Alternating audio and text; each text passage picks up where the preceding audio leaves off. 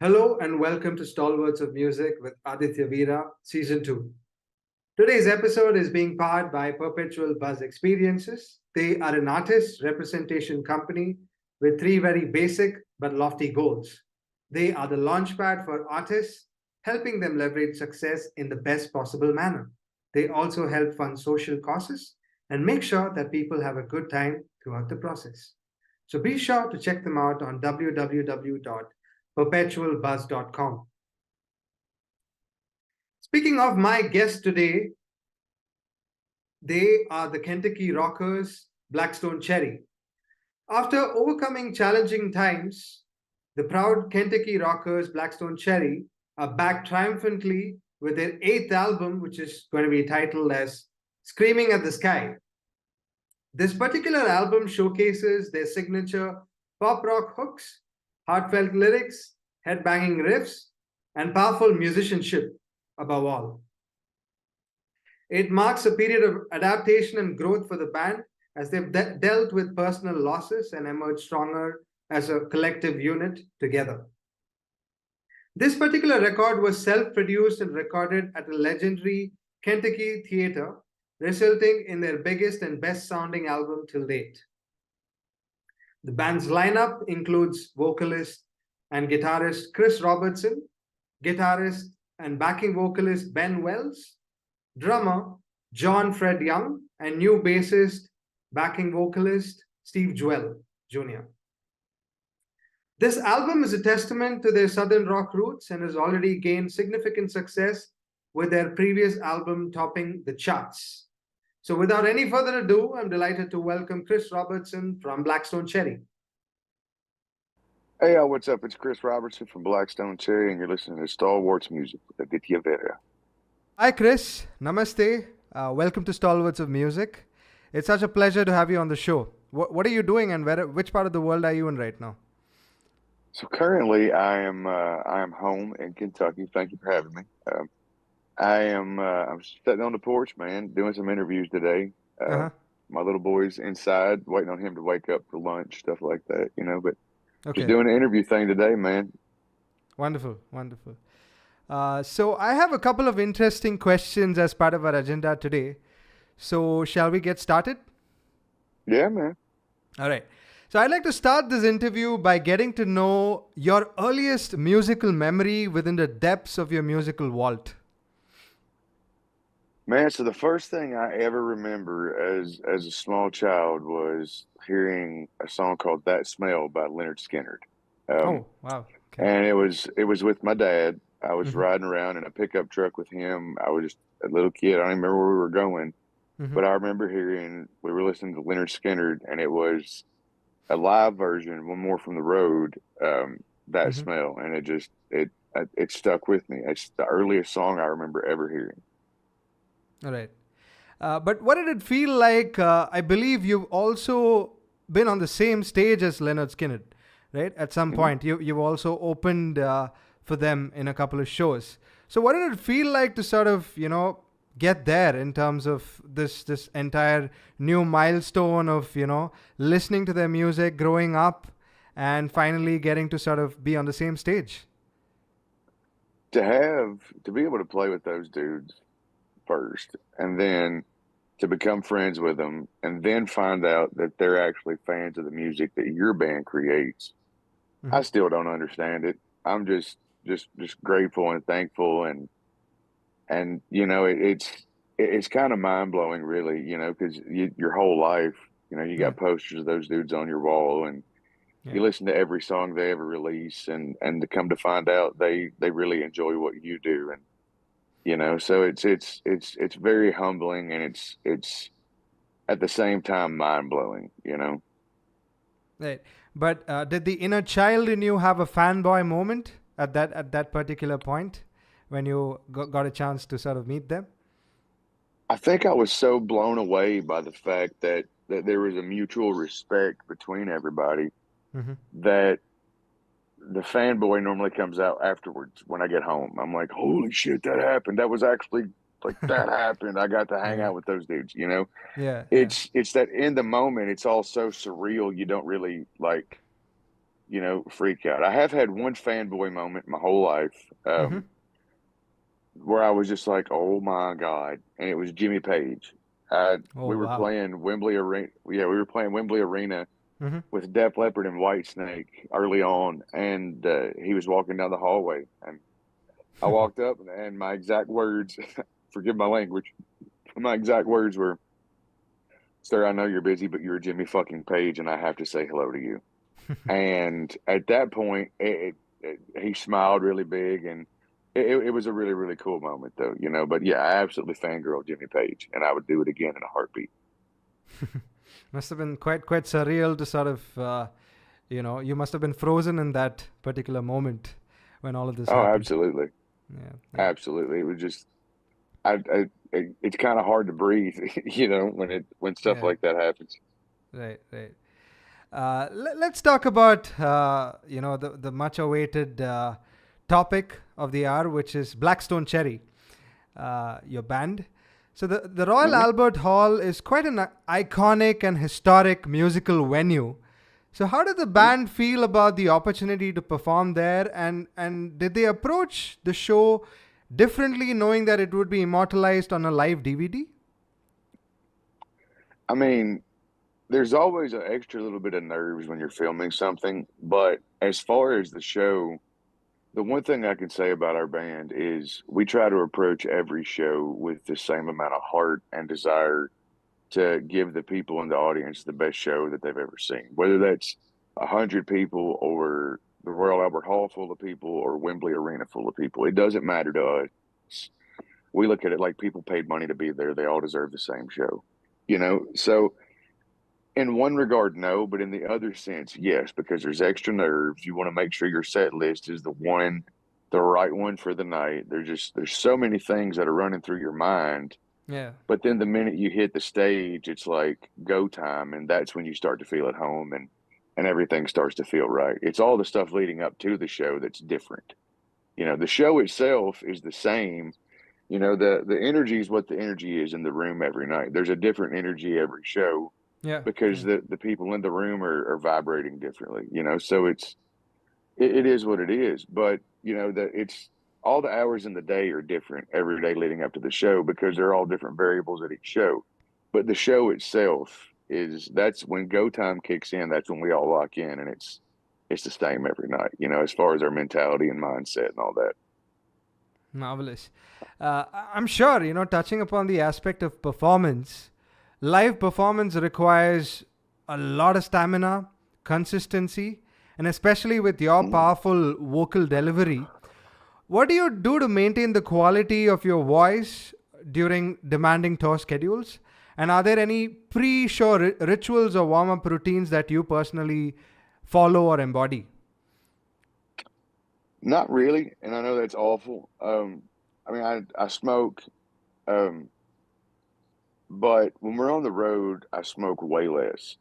Okay. I either use like I either use like the nicotine pouches, or I use like the small vapes, stuff like that, just so I'm not smoking the cigarettes. It's not so hot down my throat all the time.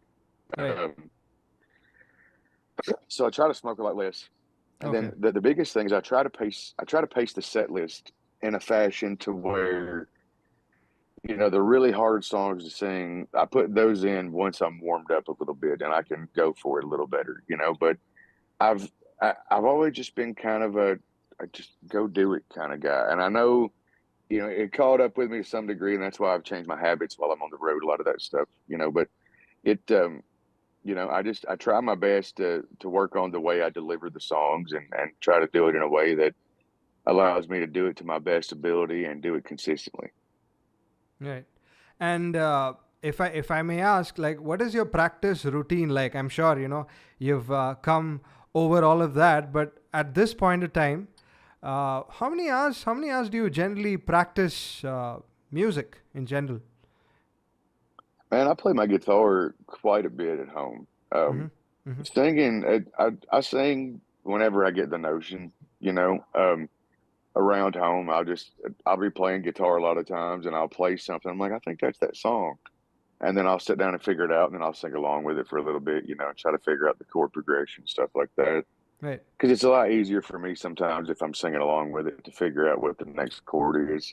Mm-hmm. But I don't practice singing a whole lot. Um, but guitar, I play guitar at least once a day. Okay. Okay. I mean, yeah, I play guitar at least once a day when I'm Right. home. Anyways, on the road, I play guitar every day we have a show. And if Okay. we're on a tour, if we're on a tour that's long, Mm-hmm. I have a bus on the guitar and I'm playing it every day, whether we have a show or not. But yeah, I mean, guitar was my first love. I mean, out of everything in the world, Right. outside of the love of your family, guitar was my first love that I found in anything. Mm-hmm. So, what sort of idea did you have talking about the all new release? From what I gathered, it was thematically influenced by the passing of your father. So, do you mind talking about that? Yeah, I mean, look, I'm a firm believer in that an album is kind of like a timestamp, right? So it's, there's a great analogy of the dash, right, on a headstone, and Mm-hmm. it's the birth date and the death date, and neither one of those really matter. It's that dash in the middle that sums up someone's entire life, and it's kind of an unfair thing, really. It's just a little line to sum up an entire life, and but I've always very much viewed an album in that regard. An album is a snapshot of someone's life, those people in that band that record that album. It's a snapshot of their life from the time the previous recording ended up until that one began. So from the time we stopped recording The Human Condition Mm-hmm. until we stopped recording Screaming at the Sky, the life that was lived between that little period had the most impact of anything on the songs of this album because it's we write story songs sometimes, and we've had great fun with that and we do a good job of it, but I feel like where we've really excelled and where people have really latched on to us are when we write real life songs. Right. And this record is real life music, Okay. and Okay. obviously my dad passing had a huge impact on the lyrics that I contributed to the album. One song in particular is labeled "Roar" Correct. on the album, Yeah. which stands for "Raindrops on a Rose." Um, and that one, to just kind of send off the song, me and my dad spent a lot of time sitting on the porch where I'm at right now. Um, just that's where we would spend our time together. And there's a rose bush directly in front of me if I look Mm-hmm. out. And there was one particular morning, it was raining. Mm-hmm. I was going to the studio that day once my dad got back home. And when he got up and got back home, he wasn't feeling the best and it was raining. So I was waiting on him to come over. And as I was waiting, it was raining. And I kept watching the raindrops. They would puddle up on the roads and it'd be beautiful. Like it would just give this just absolutely beautiful. If you've never just looked at raindrops on flower petals, Yeah. it's captivating. It truly can be, if you just appreciate the beauty. But what I noticed was eventually there would be too much water for the petal and it would have to let go and start life all over again, rebuilding itself as that rose petal Yeah. or the raindrop on the rose. And that really stuck with me with the situation my dad was in with his cancer and everything and knowing what the outlook was. And when I got to the studio that day, I'd been going down and just writing songs with friends for their bands or whatever. And it was just me and Jordan, our engineer that engineers and Yeah. mixes our records that day. And he had recently lost his dad. Oh no. And, I was fighting that battle as well with my dad. And the original inception of that song, me and Jordan kind of wrote, and then the bands heard it and they were like, "We would love to contribute to this and make it a Blackstone Cherry song." And Jordan and I were, absolutely, we would love that, for this song to be more than just what something we did, as a grieving healing process. So we all got together and made it a Blackstone Cherry song, and the guys added their thing to it, and it is now what you hear now, and it's this most beautiful thing. And Yeah. I Yeah. think our dads would have been absolutely, they would have loved the version that it turned into. My dad got to hear the song one time before he passed, and he loved it. Oh, okay. But that one is deeply connected to my dad. Wonderful. I just love the way you kind of articulated things, right from the hyphen in between, the birth date and Hmm. the it was just very beautifully articulated, and also the way you depicted the whole imagery of dewdrops on petals, flower Hmm. petals was yet another really beautiful way of sort of Thank you, uh, you know putting it across. So thank you. thank you so much Well, for. dude, it's Yeah, yeah. I mean, look, dude, it was in the middle of the pandemic when that yeah, song was yeah, written, yeah, and yeah, the pandemic gave the entire world a lot of time to think, and yeah, yeah, that's not always a good thing. Sometimes that thinking leads to a lot of pain. yeah, And yeah, I was just trying to find some kind of beauty in the fact that I was sitting here and it was raining, and yeah, yeah. knowing the situation my dad was in with his health, it just was something truly beautiful came out of it, and I hope you know people that have dealt with loss and are dealing with the idea of loss Yeah, of someone they truly love can grab a hold of that song and connect with it. for sure. And I'm really hoping for a lot of Indian fans to sort of listen to this once it's out in India. So Yeah, man. really hoping for that too. Yeah, because it's Yes, such a sir. masterpiece that all of you have put together. So Thank you very much. really hoping to sort of have a premiere in India as well for the same. Yes, sir. So I do. the We'd love it. We'd love to come over and play yeah. sometime. Yeah, you should totally plan a tour. Put me in touch with your manager, and Yeah, I dude. would I would be happy to sort of make something happen for you all in our country. Yeah, man. Yeah, yeah. So the decision to put all your eggs in one basket by recording the entire album at the theater seemed quite daring to me when I read that as part of the information that was shared to me. So can you share any memorable or unexpected moments that occurred during the recording, and how have they And influenced the final outcome of songs? yeah, and in hindsight, it was probably a crazy ass idea to go into a room we had never recorded in and That's just right. bank on it going to sound good. Yeah, Because we had yeah, never recorded there. We had played many concerts there, but we had never once truly recorded the way we like to record there. And we were discussing making the record. We mm-hmm. were talking about all the studios locally, and we've either recorded at them or worked in them Yeah, in some form. And the drum rooms are all really good in the area, but we just wanted to try a different room this time. And we got to talking about the plaza because acoustically the drums sound amazing in there. Before you ever put them through a PA, uh huh, just on the stage they sound amazing. It was built for right, public speaking, right, for 1,200 people. right. Um, so we just said, let's try it. And we Okay. went and, got all our gear together that we all own, took it down there and set up, and it blew us away. Like it took away the need for reverbs and things like that with the drums because Mm. inevitably when you've got a room that size, you can take the additional microphones and mic up the areas of the room and actually point the microphones at the walls and things like that.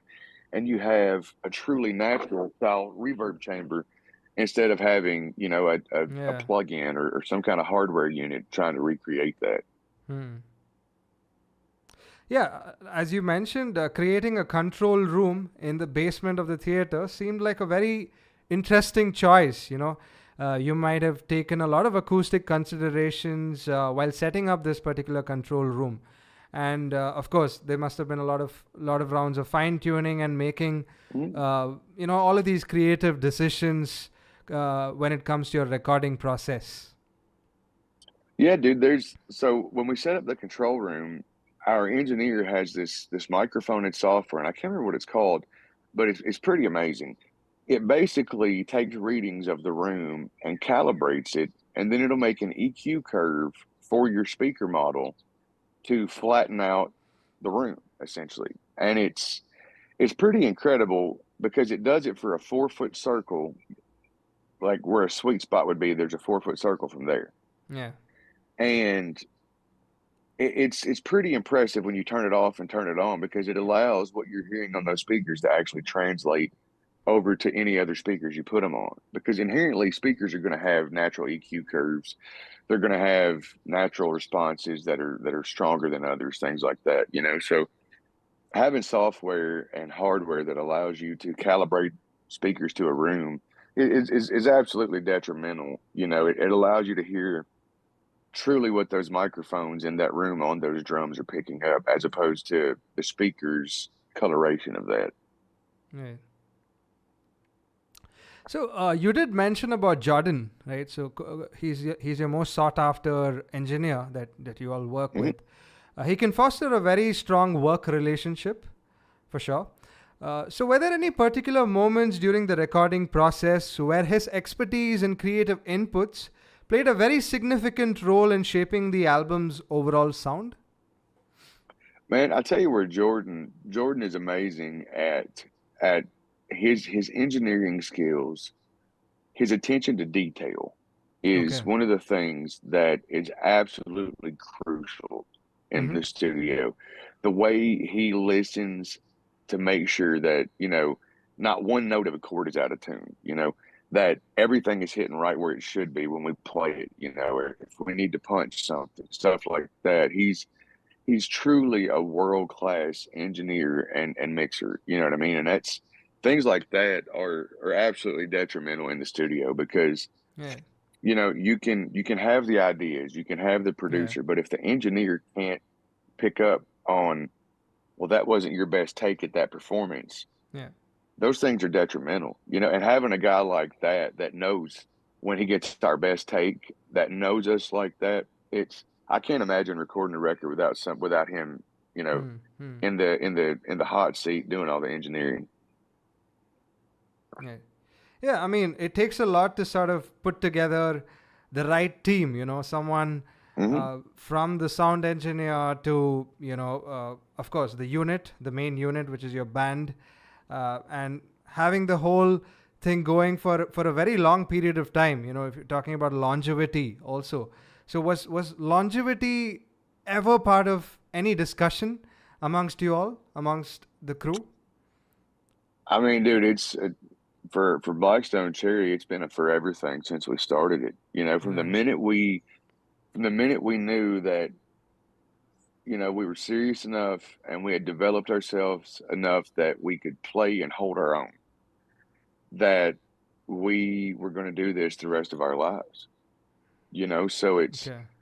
longevity is always in the back of your mind, and dude, I don't know how to do anything else.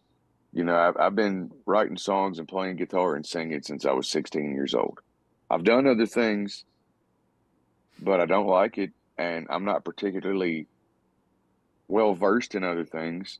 There's a million people that play guitar and sing better than me, but I just stick with it, and it's my passion in life. It's the one thing that ever since I was 13 years old and I got my first guitar and I hit that first chord, man, no matter what mood I'm in, an E chord on a guitar just does something to a man's soul. And it's this is my life, man. I don't know anything else. Yeah, that's. I mean, that's true for any artist. That they develop an attachment towards either their voice or their instrument, and then the show goes on from there. Hmm. Yeah, man. I mean, look, Mm. Yeah, I never wanted to sing. yeah, You know, I've learned to love it. Um, but when we started this band, I just wanted to be the guitar player, man. I wanted to step up and take a solo and then stand back by the drums and play guitar all night. yeah, Um, and then I ended up being the guy that had to sing all the songs. So life takes funny turns sometimes, but you just take the cards you're given and try to play your best hand with it. I mean, it could be much worse. I could yeah. be doing hard physical labor. I'm very fortunate. I get to sing and play guitar for a living with my best friends on the planet, and I really couldn't ask for a lot extra. I got a beautiful wife, a beautiful son. My dogs even like me, which is always a good thing. Yeah, but I must say you do a pretty good job at it, at whatever you're doing. Yeah. Thanks, sir. I appreciate that, man. And I'd like to attribute a lot of that to my dad, my old man. He raised me right. He taught me Yeah. good values, Yeah. and he was probably the best musician I've ever known as well. So, Oh, you know, lovely, it's lovely. I did. He was 50 times the guitar player I think I'll ever be. Oh, okay. He was one of that. My dad was one of those guys that could listen to a song and go, okay, let's play it. He just had to hear it, and he could play it to you. I'm one of those guys. I listen to it, and like I sit down with the guitar for 30 minutes and figure it out. I can figure it out and play it, but it not like him, man. He was something special. Lovely, lovely. So let's talk about Steve. The Yeah. newest addition. So being formerly part of the blues rock band Otis, Steve brings a very different musical background to Blackstone Cherry, right? So how do you think his blues rock influences will add a new dimension to the band's signature southern rock sound? I mean, we've always had a really deep blues influence. We did a couple blues EPs. Yeah, yeah, I think it just to where we've had a huge blues influence. In Otis, the band Steve was in prior, they were a blues rock band. To where we were a rock and roll band with a blues yeah, influence, they yeah. were more of a blues band with a rock influence. Correct. So we all come from the same well. Mm-hmm. It's just they took their water from the right side and we took ours from the other side, or vice versa, or they took it from the top, we took it from the bottom, or however you want to look at it. Mm-hmm. We got our water from the same well, just two different sides. But what's funny is the stuff that Steve brings to the band is more stuff that Otis didn't do. Because Okay. Steve's also really big into like metal and stoner rock and stuff like that. Like Interesting. Hmm. he likes stuff like Kai's and Okay. the Hermano and a lot of those bands. And then me and Steve are both massive Lamb of God fans and Oh, okay. super heavy stuff like that, like Pantera. A lot of like for me, like the really heavy stuff I like is like more groove based.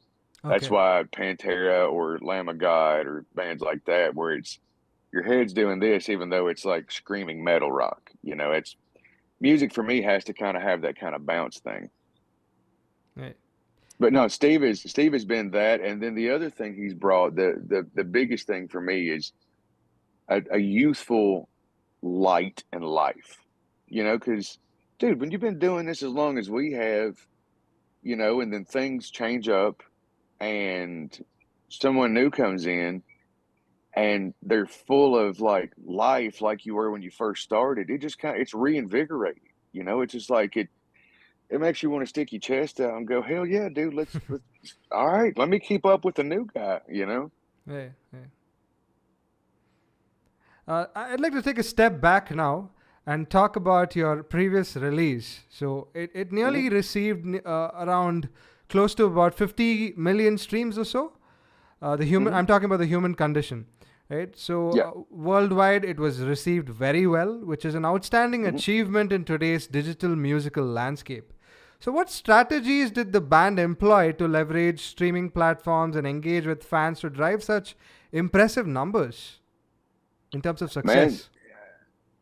admittedly, that's the stuff that you want to have a great management team with a great social team and a great record label with a great social team for, because Mm-hmm. those are the people that spend day in, day out rolling out social media campaigns Okay. for the best artists you can think of. Like for instance, you got to think our management company is, they have Hailstorm, Shine Down, Theory of a Dead Man, Mm-hmm. Aaron Jones, so many great artists, Right. Right. and they they have such an amazing media team there that they're able to help us get, they know where to put our stuff to help get playlists and things like that. Right.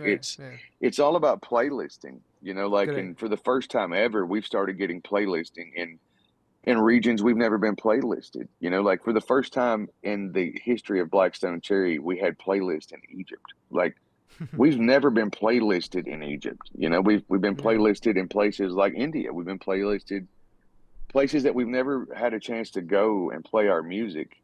Right. We're starting to get playlisted there now off of our last two records, and it's pretty remarkable, man, to be, Yeah. a Yeah. group of dudes.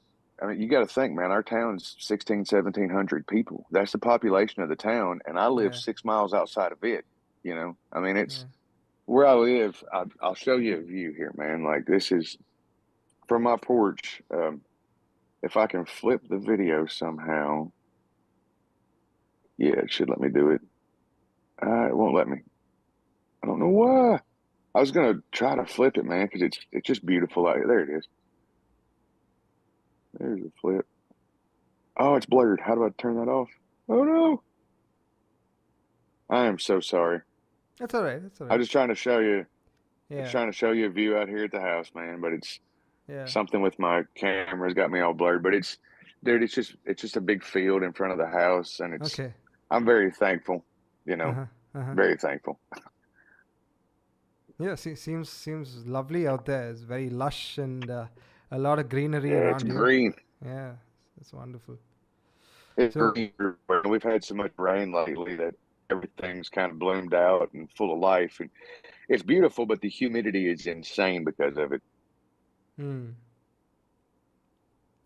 So I'd like to talk a little bit more about the new release. So the lyrics of Nervous seem to explore themes of self-doubt, past experiences, and the complexities of relationships, right? So can you share Mhm. the inspiration behind the song and what emotions you were trying to convey through the powerful words that were used? Man, so obviously that song is very reflective, for my contribution, anyways. I mean, it starts off memory lane. It's 85, a baby boy with big blue eyes. Literally me. I was born June 4th, 1985.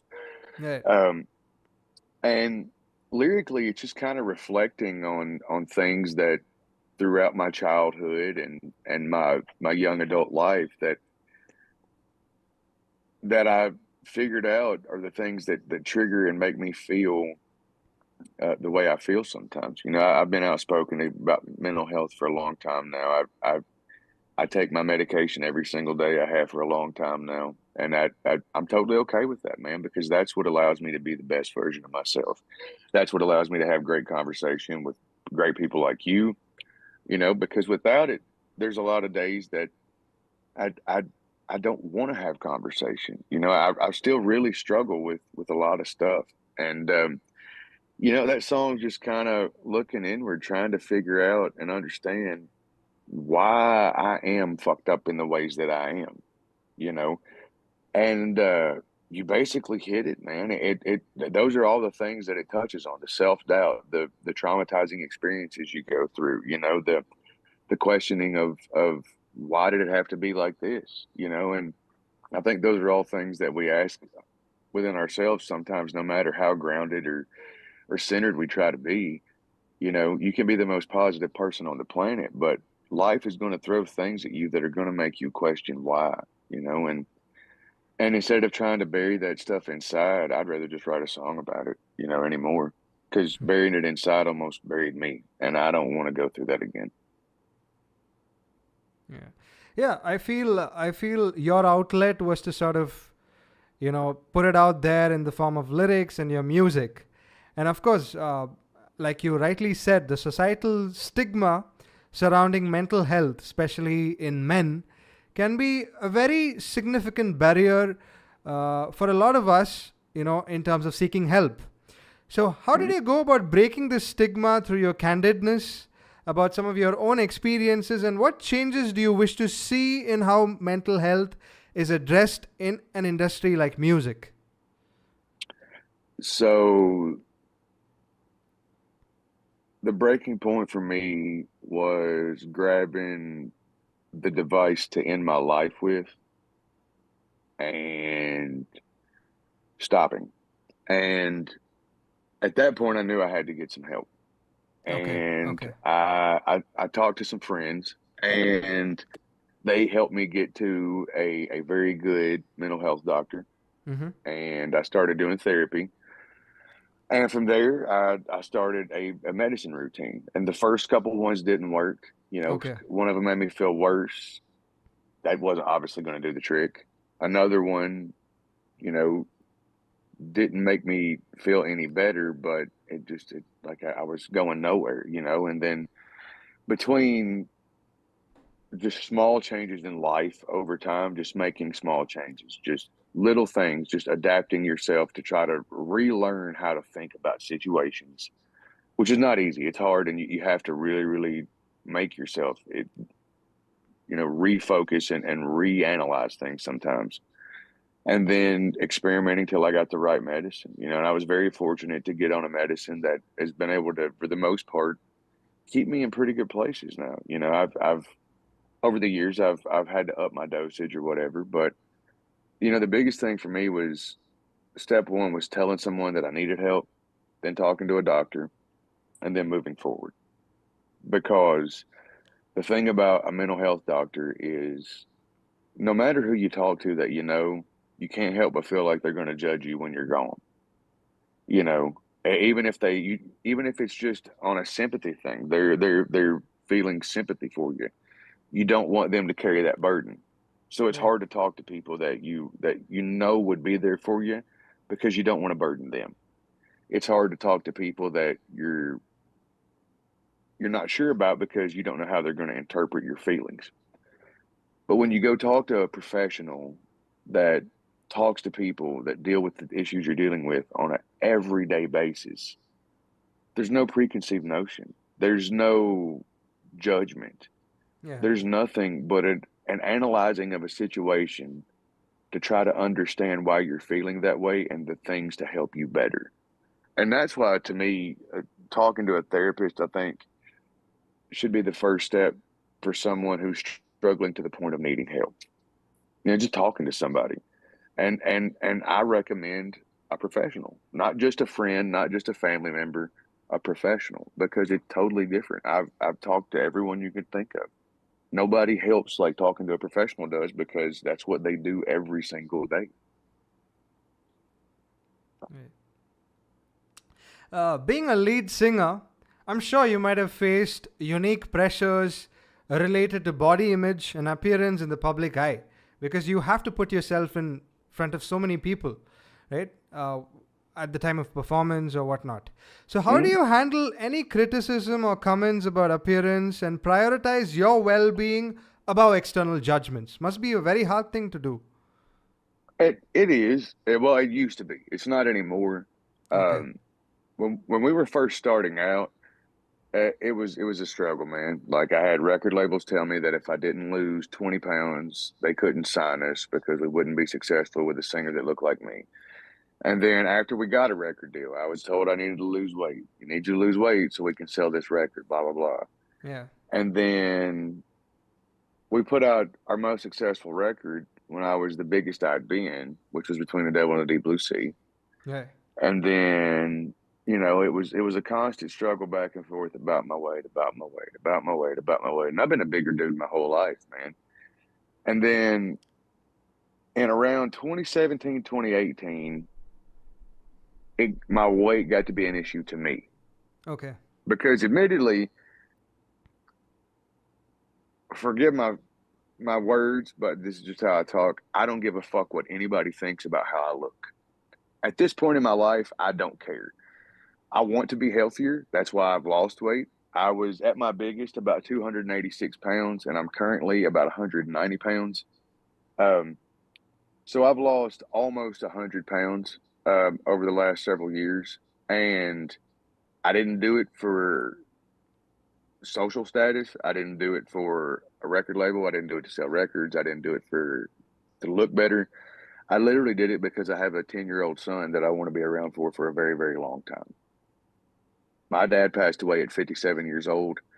And while he had a really, really awesome life to some degree, Mm-hmm.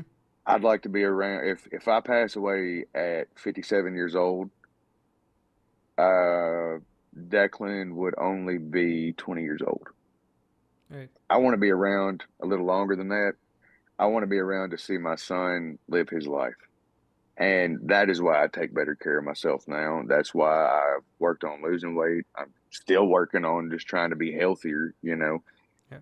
But yeah, I could care less what anyone in the world thinks about how I look, I just want to be around for my kid and feel better, and that's it. That's literally it. Because a lot of my favorite musicians, Mm-hmm. image was never a part of their thing. Sure. Nobody cares. I Yeah. can't see what somebody looks like when I got my headphones on listening to their album. I don't care what they look like. I care about how their music makes me feel. It's society and the standards of image are such a brutal thing because it goes both ways. It goes unhealthy on all aspects of it, and I think people should be just left alone to live their life and be happy. Because truthfully, if someone that has a health issue because of weight, whether it be under or over, Mm-hmm. until they want to fix it for themselves, they're not going to fix it long term. Yeah. I got to points where I lost weight, and they're like, "Oh yeah, great, another 5 pounds." Then I would gain, the 20 pounds I lost back plus 10, because I wasn't doing it for me. I was doing it to try to please somebody else. And the minute I did it for me, I've been able to maintain most of keeping the weight off. It's just at the end of the day, it's all about bettering yourself and what's best for you, not what's best for the people around you for their Yeah. gain. You know. Yeah. I absolutely admire the intent. The fact that Thank you. you don't bother about what other people have to say, and you do it for your own good, which is No, dude. If incredible. if I Yeah. cared, Yeah. Yeah. I wear a t-shirt, blue jeans, and a baseball cap when we play our rock and roll. Yeah. Yeah. I am who I am, man. And the Mm. songs are the songs, Yeah. that our Yeah. band writes, Yeah. and that's just the only way we know how to do things, man. Out of Pocket, I'm sure, is going to be an instant classic for the fans once it's out. So, but it also showcases the band's ability to blend melancholic verses and very Mhm. powerful choruses, right? So, what inspired the contrast in emotions within the song? And how do you go about creating a seamless transition between the two? I don't know, man. It just like sitting on the back of the bus working on that music. We had the beginning part, and we were like, well, that's the chorus, but we want it to be the start of the song too, Mm-hmm. parts of it anyway. Mm-hmm. And like, for us, I just really wanted to try something different on this record with some of the structure of the songs. And we wanted to add a little more dynamic heaviness, if that makes sense, to where it's still big and heavy, but there's this dynamic element to it to where, things explode and things come back in. And it's kind of like, a ride instead of just fucking full steam ahead all the time, and there's a time and place for full steam ahead all the time, but there's also I, I don't know, man. I feel like with this record we've matured a bit musically, if that makes Okay. sense. And I mean that in the sense of song structure and things like that, that just the way the songs are put together, I feel is a little bit more mature than maybe previously. I don't know. Maybe I'm wrong on that. Maybe it's just because I'm 38 now and looking for an excuse to feel older. So I want to say that songwriting has matured. Yeah, not just a songwriting. I mean, having listened to you all, uh, I've seen a lot of evolution in terms of this entire new record, and I'm really looking forward to it. And I'm sure all the rock and roll fans in my country are going to enjoy this. Hell yeah, man. I hope so. I mean, Yeah, yeah, it goes without saying, but we put our heart and soul yeah, into yeah, this record, and, and, yeah, and we put it all out there for the world to see and hear, yeah, from the yeah, artwork to down to the last lyric on the record. It's this right, is this is the heart and soul of Blackstone Cherry. right. So, in the interest of time, I'd like to come to the last part of our agenda, which is a very Hmm. interesting segment. It's a rapid fire, and I have Yep, some very short questions for you. So let's see how you do. I like these. What is that one song that always makes you cry? Tuesday's gone. Right on. On the contrary, what is your favorite guilty pleasure song?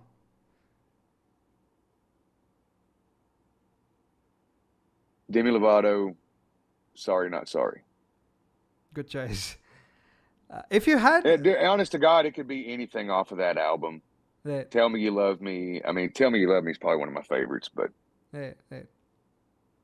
If you had the chance to put together an all-star rock and roll band, who'd be part of it? You can pick anyone from any era. okay, so I'm gonna go with only people who have passed on for this one. And it would be Mr. John Henry Bonham on the drums. Mm-hmm. Then I would want um, me and Mm-hmm. my dad playing guitar. And Uh-huh. then for the extra guitar player, I would want Steve Gaines, who played for the last version of Skinner before the plane crash. Mm-hmm. Um, on bass, this is going to be a curveball. On bass, maybe Jimi Hendrix. Oh Because wow. Hendrix played bass in the studio on a lot of stuff. Mm-hmm. And then vocals, I'm going to go with, yeah, Wilson Pickett. Great, great choice. Very, very interesting perspective. Thanks, sir. Well, I figured John Bonham laying down the groove and Wilson Pickett singing with Jimi Hendrix playing bass. That'd be funky right there, man. It'd be Yeah, awesome. There's some yeah. great video of Wilson Pickett and James Brown singing and stuff. And Wilson Pickett's he's probably my favorite singer of all time. Okay, interesting. What are the top five must-haves before any Blackstone Cherry show for the artists? Um, so for me, I gotta have my hat because I Mm-hmm. just feel so naked without it. I know that's weird, but on stage I gotta have my hat. I'm bald, so it makes me feel better. Um, then the only other things I gotta have my water for Mm-hmm. between songs, and then I normally either have one or two things. I either have an energy drink on stage with me, or I'll have tequila. Okay. Um, so let's go with water, tequila, energy drink, hat. That's four, and in the crowd. That's it, man. If I got those four things, I can sing the first song till my guitar gets fixed. It'll be all right. What What is your favorite cuisine, and have you tried Indian food? I've had some Indian food. Mm-hmm. My my favorite food is Mexican food.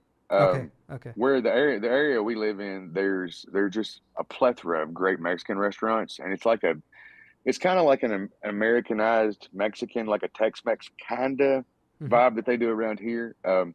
But yeah, Mexican food's probably hands down my favorite. Right. What are the top five songs in your playlist right now? That's a good one. Actually, so there's a band that's been putting out some stuff independently around my area, and they're called the Damn Shames. Okay. And I know Okay. one song is called "Who Killed Rock and Roll," but they've got a couple songs on Apple Music, Spotify, all those things. But they're called the Damn Shames, DAMNSHAMES. I've All been right. listening to their stuff. I'm really digging what those kids are doing. They're from like an hour from me. Then the last Gojira record, like I still can't put that one down. I'll just go with Amazonia for a song. That's one of the ones that I always go to.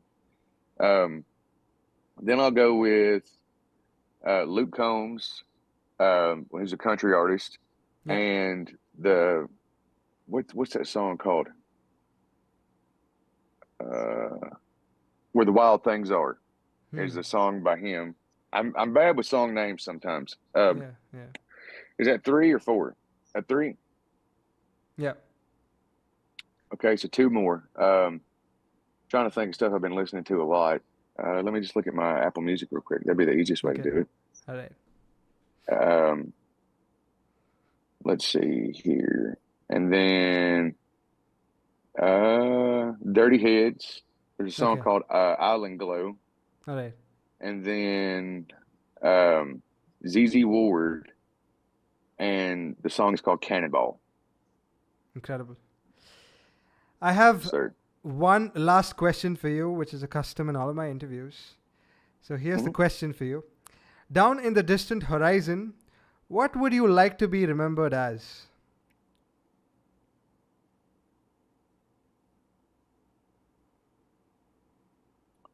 That's a hell of a question, and probably one of my favorite ones, honestly, because it goes back to that dash we talked about at the beginning of the interview. Mm-hmm. The beginning and the end, that stuff doesn't matter, man. Um,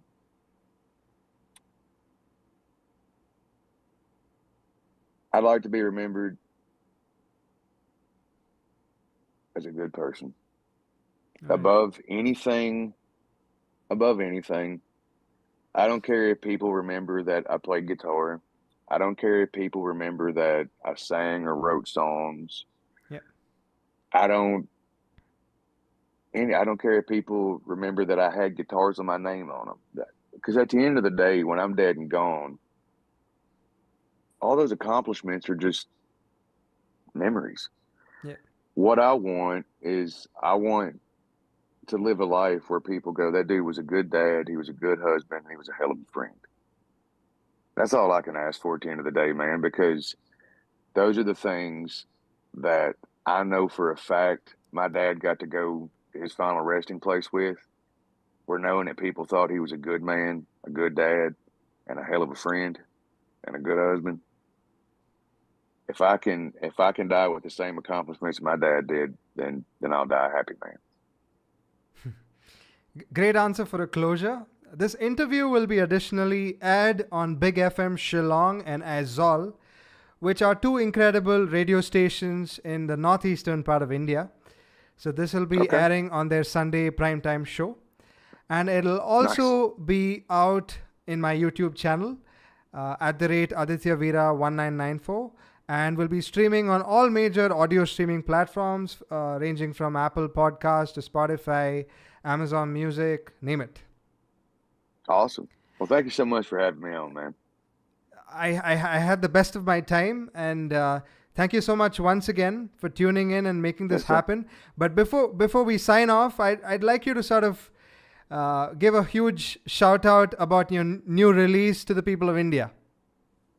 Yeah, friends, fans, India. We have a brand new record called "Screaming at the Sky" on September 29th. We buried our heart and soul for this thing. You guys check it out. Let us know what you think. Hopefully, we can come see y'all sometime. Thank you. It's been an incredible blessing, privilege, and an honor. Yes, sir. Thank you. I'd love to do it again sometime. Yeah, please do stay in touch. Have a good one, buddy. Yeah, take care. Bye bye.